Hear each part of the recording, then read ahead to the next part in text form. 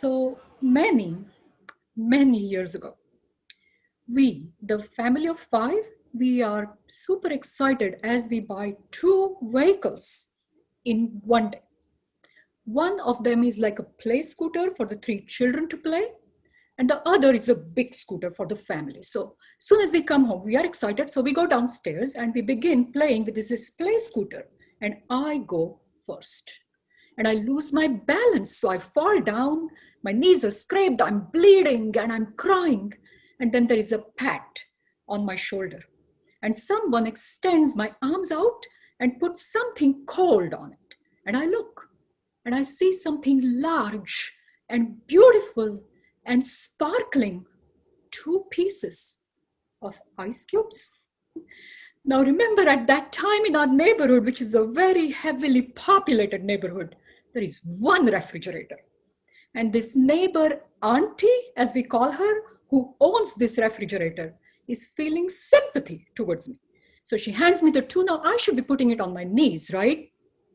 No, I gobble them down and I feel kind of great. They're precious. Next up is my brother who tries this play scooter, loses his balance, cries, and the auntie gives him two sparkling ice cubes. He gobbles them down and stops crying.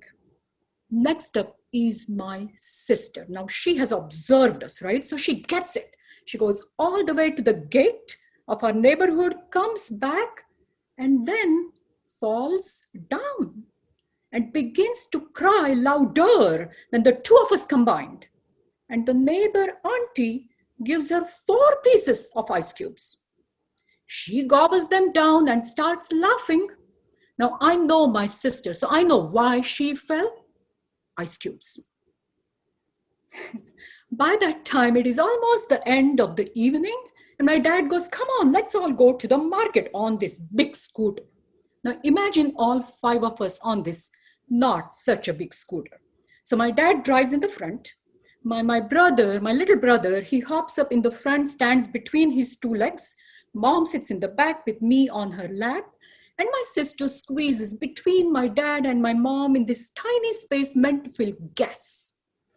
Off we go to fetch some vegetables. And we come back. By that time, it is dark.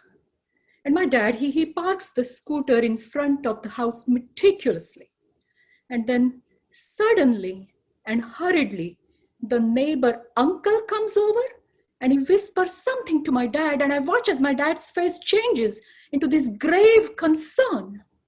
And he summons all of us upstairs at once to our first floor apartment.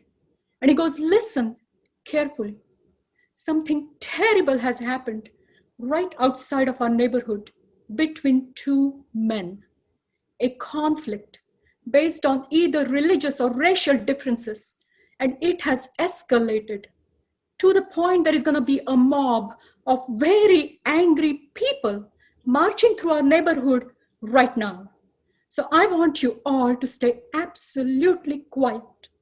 And my mom, she's listening in and she goes, kids, quick, go run around the house and switch off every single light bulb.